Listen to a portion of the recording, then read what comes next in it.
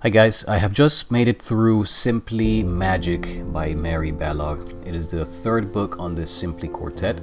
I didn't find it as compelling as the second one, Simply Love, but it was a very interesting read nonetheless. So I will be discussing a few of the ideas on the spoiler section ahead, so let's get started. The story begins in the middle of the previous one. Susanna is invited by her friend to spend a few weeks with her, and during her visit she meets Peter, a charming viscount.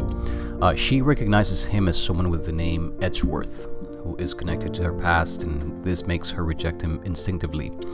As the time passes, they get to know one another, like one another, spend an intimate afternoon together, and say goodbye despite being in love.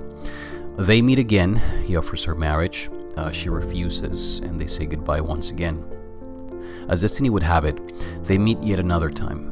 And this time they confess their love for one another after each one of them goes through a transformation and they decided to get married. There's obviously a lot more to the story, and it's actually well worth the read. First, Peter comes across as an immature boy, running away from his home because he is unable to face his narcissistic mother and take charge of his life.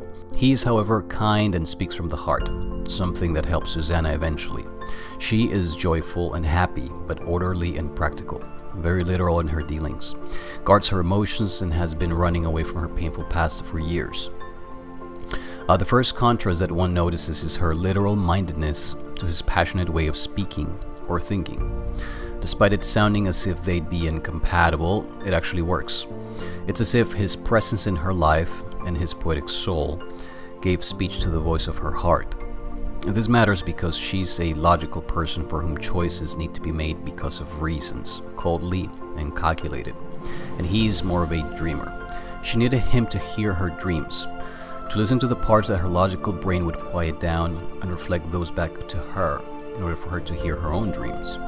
It made me think of the limbic resonance idea, when in the presence of others we can resonate with their beings, which allows us to hear ourselves, to realize who we are or could be, and what we may not know about ourselves. It was a lovely idea, but his role in her life was to give her heart a voice, whether it was to aid in the search for joy and love, or to express the hurts and wounds of the past. Without him, she was unable to accept love. She had grown too literal and cold. She had grown too expectant of hurt. After her father took his own life, and she interpreted this as him choosing death over her, so she hardened. But with that refusal of love, she was also unable to give it. She needed to hear her heart speak so that she would be able to receive and give love. And how many of us have been there, living with hurts and wounds from our past that inform our personality, in ways that have us living as if we were being cheated on constantly, or betrayed, or hurt, or abandoned, or lied to, etc. There's something to be said about not being naive in our dealings with the world, and of course, however, our reaction to life should not be as unconscious as the naive ignorance that got us in trouble in the first place. Suzanne's role in his life was to reflect back upon him, his own childishness and cowardice. She literally tells him at some point that he needs a dragon to slay, to stop running away from responsibility in adulthood and take charge of his life and estate. And he truly needed to hear those words. He already knew what he wanted out of life. He simply was too kind to go get it. But it was cowardice disguising itself as kindness and supposed consideration. And again, how many of us have been there, hiding our true selves and denying our destinies behind kindness, behind being nice?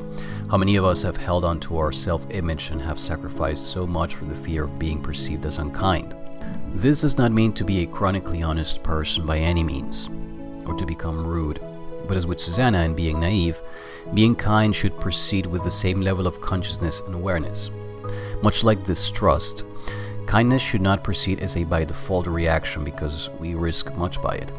His dragon to slay was his mother, who was a perfect narcissist, and a very nicely depicted one by the way, who controlled and smothered him to no end. It was very interesting how this took place.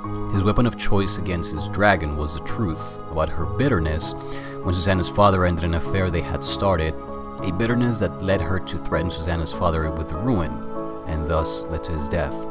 With this truth, he not only regained control of his life and mastery over his existence, but he also demolished the idea he had within himself of who his mother was. which was a great way to describe fighting our dragons. We not only attack something out there, we also attack that something's presence within us. That's how you fight a dragon, with truth towards yourself first and foremost. In short, this was a story about being wrong. Susanna had to admit that her father did not choose death over her. He chose to sacrifice his life to ensure her well-being, to the best of his ability. Wrongly perhaps, but it was all he had to offer her at the time and with his limitations, and that's how far he was willing to go. She was wrong about being unworthy and incapable of love, or about being unloved all her life. She was wrong, and once she allowed this truth within, she became who she was. Truth is transformative. Peter was wrong about himself and his mother. He thought that his kindness was all he needed to be who he was. Being liked by others was enough, so he lavished everyone with compliments. But he had not done anything about himself that emanated from within, and as such, he did not really like himself. He had to do something that went against his personality in order to find something solid and permanent that he could like.